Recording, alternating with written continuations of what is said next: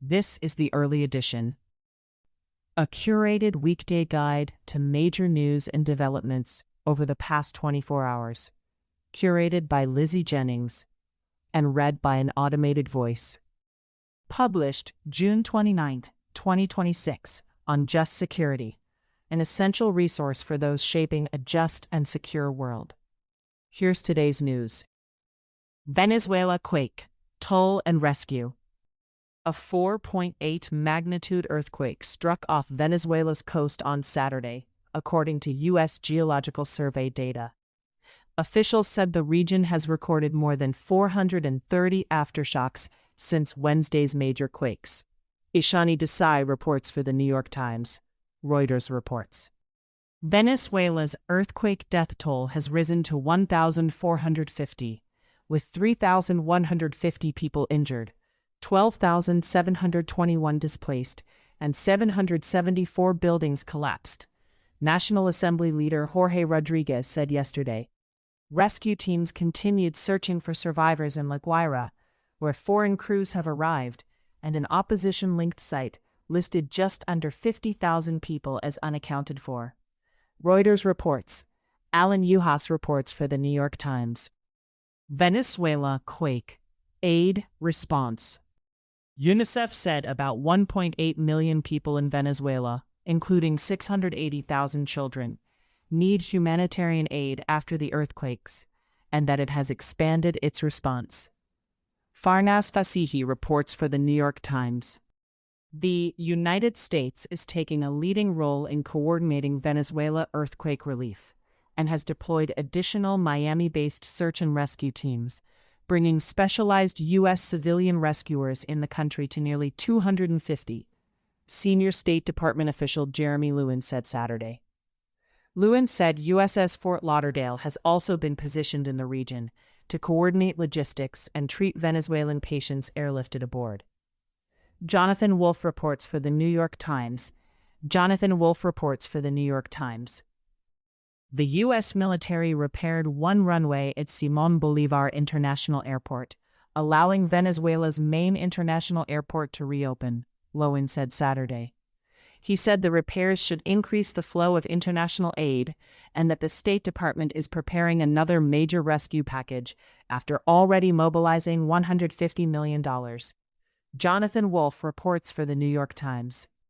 Venezuelan authorities restricted access to hard-hit La Guaira after volunteer aid convoys clogged the only highway into the disaster zone, delaying ambulances and rescue crews. Aid workers urged people to leave donations at collection centers in Caracas instead of traveling to La Guaira themselves, warning that traffic was obstructing efforts to reach survivors trapped under rubble. Genevieve Glatsky, Maria Victoria Fermin, and Fabiola Ferrero report for the New York Times. Venezuela quake. Relief politics. Venezuela's acting president, Delcy Rodriguez, is facing accusations that her government is politicizing earthquake relief, after opposition volunteers said police and civil protection officials tried to shut down or restrict donation drives. Rodriguez's government says it is trying to keep roads and disaster zones clear for official convoys and rescue crews, while critics say the restrictions could help bolster her authority after Maduro's removal. Francis Robles reports for the New York Times. U.S. officials said they are frustrated with exiled Venezuelan opposition leader Maria Corina Machado for seeking help returning to Venezuela after the earthquakes, with one White House official calling the requests a political stunt. Officials said they support her eventual return, but do not want her traveling back while the immediate disaster response is underway. Tyler Pager reports for the New York Times. Steve Holland reports for Reuters. Iran war. U.S.-Iran strikes. The U.S. military carried out a second straight night of strikes on Iran on Saturday, saying the attacks responded to an Iranian one-way drone strike on the Panama-flagged tanker Kiku in the Strait of Hormuz, though Iran has not confirmed responsibility. U.S. Central Command said the strikes targeted Iranian surveillance, communications, air defense, drone storage, and mine layer capabilities, a broader set of targets than Friday's strikes. The U.S. did not specify locations, but Iranian state media reported explosions on Iran's southern coast and projectiles hitting nearby islands in the strait. Pranav Bhaskar reports for the New York Times. John ICYMI reports for the New York Times. Pranav Bhaskar and Shirin Hakim report for the New York Times. President Trump said Saturday that Iran had violated the ceasefire and threatened further military action after the U.S. strikes, writing on Truth Social that the United States may be forced to militarily complete the job, and that if so, the Islamic Republic of Iran will no longer exist. Tyler Pager reports for the New York Times. All drones and missiles launched by Iran in the latest attack wave were intercepted, shot down, or failed to reach their targets, a U.S. official said Sunday. No U.S. troops were injured, and no U.S. bases were affected, the official said. John ICYMI reports for the New York Times. Bahrain and Kuwait said their air defenses intercepted Iranian attacks yesterday morning, with Kuwait reporting 2 ballistic missiles intercepted and no casualties reported. Iran's Revolutionary Guard said Saturday they had struck 8 U.S. targets at the 5th Fleet Base in Bahrain and the Al Salam military base in Kuwait in retaliation for U.S. strikes on Iran's southern coast, and warned that ceasefire violations could jeopardize the broader agreement. Yan Zhuang reports for the New York Times. Pranav Bhaskar reports for the New York Times and New York Times. Farnaz Fasihi reports for the New York Times. A Qatari citizen was killed, and another person was injured after shrapnel from regional military operations struck their boat, Qatar's Interior Ministry said. Maritime units found the vessel early Sunday after it failed to return to port Saturday, and the injured person was hospitalized in stable condition. Efrat Livni reports for the New York Times. Iranian Foreign Minister Abbas Araqi yesterday met senior Iraqi officials in Baghdad and accused the United States and Israel of violating parts of the Memorandum of Understanding. Araqi said Iran was acting in good faith, but would respond to breaches, and called for a security framework led by countries in the region rather than outside military powers. Shirin Hakim reports for the New York Times. Iran, war, U.S.-Iran talks. Iran and the United States agreed to halt recent attacks in the Gulf and resume technical talks over the Strait of Hormuz, a U.S. official said yesterday, though Iran has yet to confirm an agreement. The official said both sides would stand down for now, and vessels could move freely, while Axios reports talks are expected Tuesday in Qatar. Iranian state TV separately cited an official, saying Tehran skipped talks scheduled for Sunday because of recent attacks and unmet memorandum conditions, including access to unfrozen funds. Barak Ravid reports for Axios. Benoit Faucon, Robbie Gramer, and Alexander Ward report for Wall Street Journal. Nandita Bose, Mena Allah Eldon, and Yamna Ehab report for Reuters. El-Weli reports for Reuters. Iran war. Strait of Hormuz. Araqchi said yesterday that Tehran interprets the preliminary U.S.-Iran memorandum as giving Iran sole responsibility for managing Strait of Hormuz transit, and warned that alternate routes bypassing Iranian waters could delay the waterway's full reopening and increase tensions. Analysts told the New York Times that Iran views control over the strait as key leverage in nuclear talks, and as a fallback deterrent if diplomacy collapses. Erica Solomon reports for the New York Times. Sanam Mahouzi reports for the New York Times. The United Kingdom Maritime Trade Operations Agency said yesterday that the threat level in the Strait of Hormuz remains substantial, following attacks on vessels Thursday and Saturday. The agency said overall risk is lower than before the U.S.-Iran agreement, that traffic has increased through both Omani and Iranian-controlled routes, and that U.S.-assisted commercial transits continued despite the elevated threat. Efrat Livni reports for the New York Times. Iran, war, Lebanon. More than 3,000 people have been killed in Lebanon since Hezbollah attacked Israel in March in solidarity with Iran, Lebanese officials said. Aaron Boxerman reports for the New York Times. Israel and Lebanon signed a U.S.-mediated framework agreement Friday aimed at easing fighting between Israel and Hezbollah, but both sides described it as an initial step. The framework provides for phased Israeli withdrawals from parts of southern Lebanon and Lebanese army deployments in pilot zones, while allowing Israeli forces to remain in an expanded security zone for now. Hezbollah rejected the deal as a surrender. Rami Ayoub, Maya Gabeli, and Michael Martina report for Reuters. Jana Chokir, Iman Abu Hasira, and Pesha Magid report for Reuters. Ben Finley, Abby Sewell, and Melanie Lidman report for AP. Michael Crowley reports for the New York Times. Israel said yesterday that the Israeli military destroyed a 200-meter Hezbollah tunnel in Majd al-Zun in southern Lebanon. Israeli Prime Minister Benjamin Netanyahu and Defense Minister Israel Katz said the United States was informed ahead of the attack and that the tunnel contained hundreds of weapons and launchers. Hezbollah called the strikes a flagrant ceasefire violation. Reuters reports. The Israeli military said yesterday it had killed a Hezbollah militant it said was responsible for the death of an Israeli soldier in southern Lebanon. The military said it would continue acting against threats to Israeli troops and civilians. Efrat Livni reports for the New York Times. Israel-Hamas war. Israeli strikes and shelling yesterday killed at least 4 Palestinians in Gaza, including a 13-year-old girl, local health officials said. On Saturday, an Israeli drone strike killed 2 Palestinian siblings in a tent camp in Mawasi. The Israeli military said one Sunday strike and the Saturday Mawasi strike targeted Hamas militants, without providing further details. Wafa Sharafa reports for AP. Russia-Ukraine war.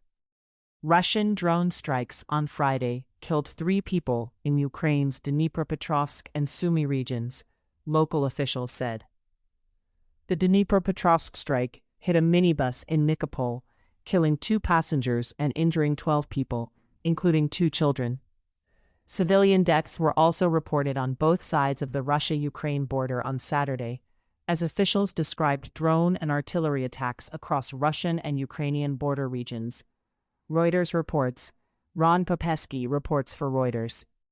Russian attacks yesterday killed at least 5 people in Ukraine's Zaporizhia, Kharkiv, and Sumy regions, local officials said. The strikes also injured at least 24 people, including 2 children, and killed a police officer who was helping organize evacuations in the region. Ron Popesky and Bogdan Kochubey report for Reuters. Ukraine said yesterday it had struck 2 Russian oil refineries in Krasnodar and Yaroslavl. Krasnodar's governor said a fire broke out at the Slavyansk-na-Kubani refinery, killing 1 person and injuring another in a nearby village. Russian President Vladimir Putin acknowledged a fuel shortage and said Russia would strengthen protection of oil facilities and boost fuel output, while rejecting Ukraine's proposal to halt long-range strikes. Reuters reports. AP reports. The European Commission proposed extending temporary protection for Ukrainians in the EU until March 2028, while limiting access for newly arriving military-age men who lack authorization from Ukraine to leave. The Council of Europe's Human Rights Commissioner warned against measures that could force premature returns. Amina Ismail and Sudip Kar Gupta report for Reuters. Lauren Cook reports for AP. Other global developments. The Democratic Republic of the Congo on Friday filed a case against Rwanda at the International Court of Justice, accusing it of legal responsibility for decades of violence in eastern DRC and violations of international conventions on genocide, racial discrimination, discrimination against women, and torture.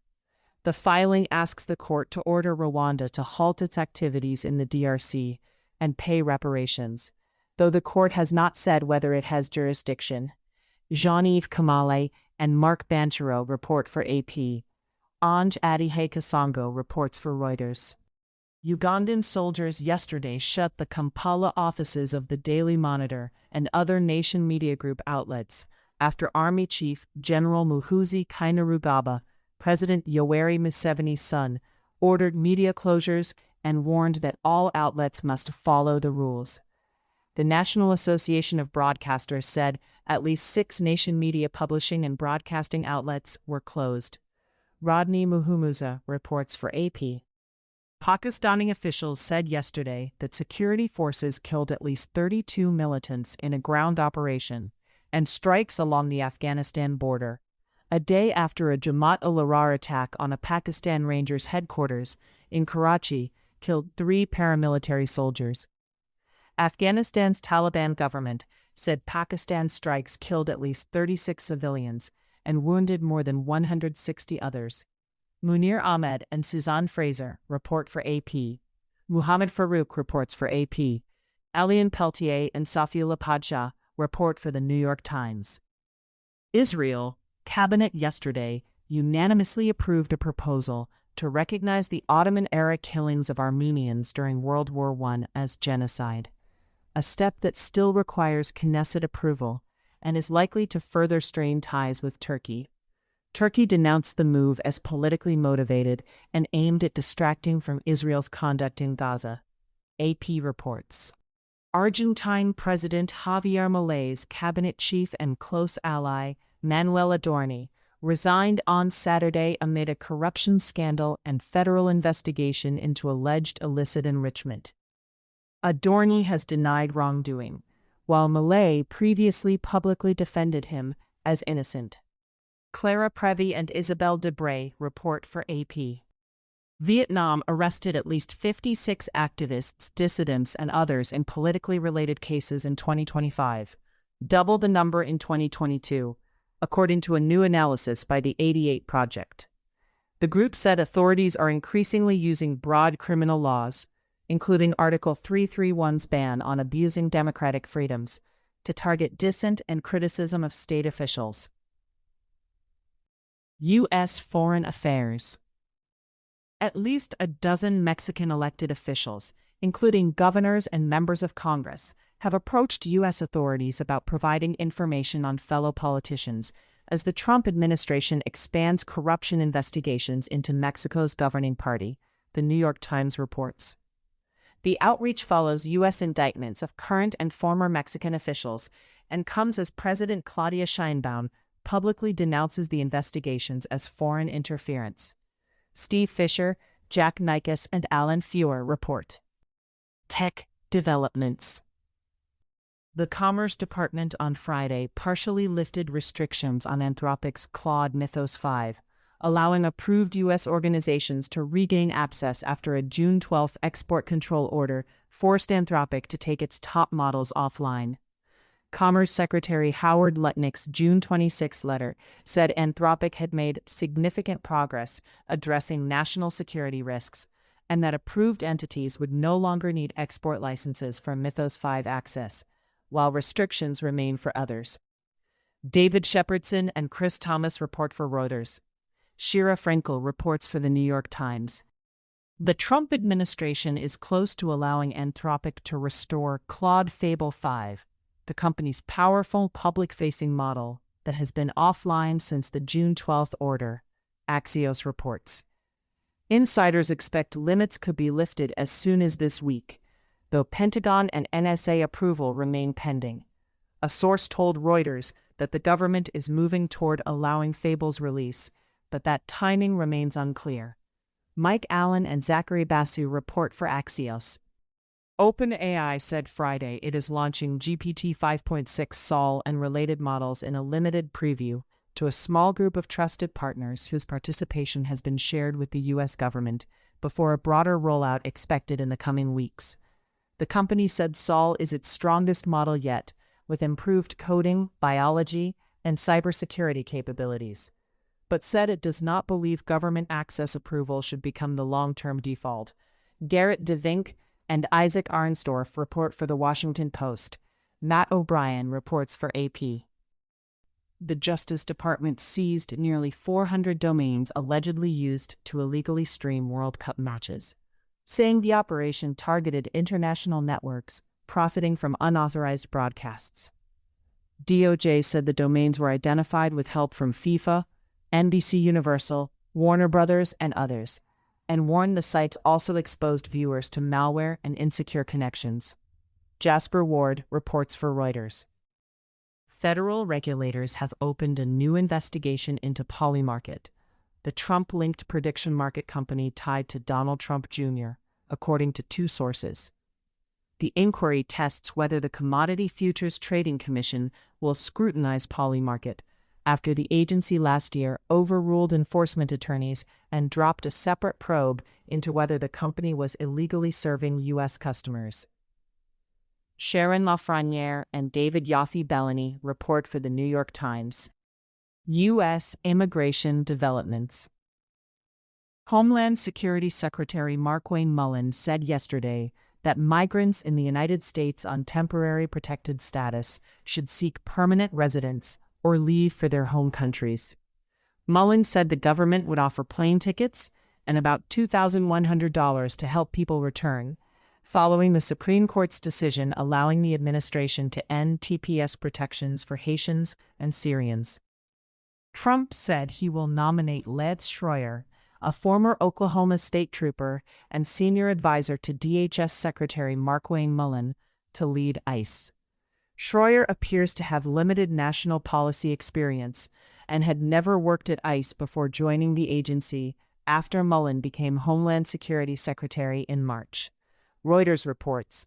Tyler Pager reports for the New York Times. U.S. domestic developments. John Bolton pleaded guilty Friday to mishandling classified information and agreed to pay a $2.25 million fine, forfeit his government pension, and complete up to 100 hours of community service. Bolton faces up to 5 years in prison at sentencing on October 28, while prosecutors said no classified information appeared in his memoir. Dan Rosenzweig-Ziff and Joseph Axe report for Reuters. The Justice Department closed a criminal investigation into Abbott Laboratories' handling of a baby formula plant where potentially deadly bacteria were found, despite some prosecutors believing there was enough evidence to charge the company, sources told the Wall Street Journal. Senior officials instead pursued a civil resolution focused on Abbott's sale of formula through federally funded nutrition programs. Dave Michaels, Sadie Gurman, and Liz Esley-White report. The House Oversight Committee on Friday subpoenaed billionaire investor Leon Black for documents and testimony about alleged non-disclosure agreements with victims of Jeffrey Epstein. Black denied abusing women, paying Epstein for access to women, or being blackmailed, while committee members said he refused to answer questions about survivors and NDAs. Nolan D. McCaskill reports for Reuters. A Utah judge found prosecutor Christopher Ballard in civil contempt for comments to TMZ about the presumed guilt of Tyler Robinson, who is accused of killing conservative activist Charlie Kirk. The judge ordered measures to limit potential jury taint, but refused to bar prosecutors from seeking the death penalty. The U.S. Army last week gave chaplains 90 days to remove rank insignia from Army combat uniforms and 180 days to remove them from cold-weather gear, implementing Defense Secretary Pete Hegseth's directive that chaplains be identified first by faith role rather than military grade. Eve Sampson reports for Military Times. John Yoo, a prominent conservative law professor, will serve as a part-time constitutional law advisor to Justice Department prosecutor Joseph DeGenova. DeGenova is leading an investigation into matters related to the Trump-Russia inquiries that Trump's allies describe as part of a grand conspiracy against Trump's first term. Josh Gerstein and Kyle Cheney report for Politico. Trump administration actions. Trump personally joined negotiations that gave U.S.-backed Kaz Resources access to a major Kazakh tungsten deposit, after the administration approved preliminary applications for as much as $1.6 billion in federal financing. The New York Times reports. Trump's sons and Commerce Secretary Howard Lutnick's family have financial ties to partners in the deal. part of a broader Times finding that the Trump or Lutnick families are linked to at least 14 critical minerals companies working with the federal government. The White House privately pressed the Merit Systems Protection Board before it issued a March ruling accepting Trump's claim of broad Article II power to fire certain federal workers without usual due process protections, sources told the New York Times. Jonah E. Bromwich, Michael S. Schmidt, and Rebecca Davis O'Brien report. Acting Director of National Intelligence Bill Pulte has installed Christina Norton, a former RNC official whose recent work centered on election issues, as his chief of staff, former officials told the New York Times. Julian E. Barnes and Dustin Voles report. Trump administration litigation. The Trump administration asked the Supreme Court to review a Sixth Circuit ruling rejecting DHS's policy of mandatorily detaining non-citizens who entered without inspection and have not been admitted, without bond hearings, while removal proceedings continue. In case you missed it, yesterday on Just Security. Abandoning Principles, Unpacking the Supreme Court's Mullen v. Al Otro Lado, Denying Asylum to Arriving Migrants, by Lucas Guttentag. Sanitized and unreviewable. Unpacking the Supreme Court's Mullen v. Doe on ending temporary protected status for 1.3 million non-citizens, by Lucas Guttentag. US-UK won't stop UAE's support to Sudan's RSF by tiptoeing around it, by Mutassim Ali and Adam Keith. Thank you for listening to Just Security's early edition today, June 29, 2026.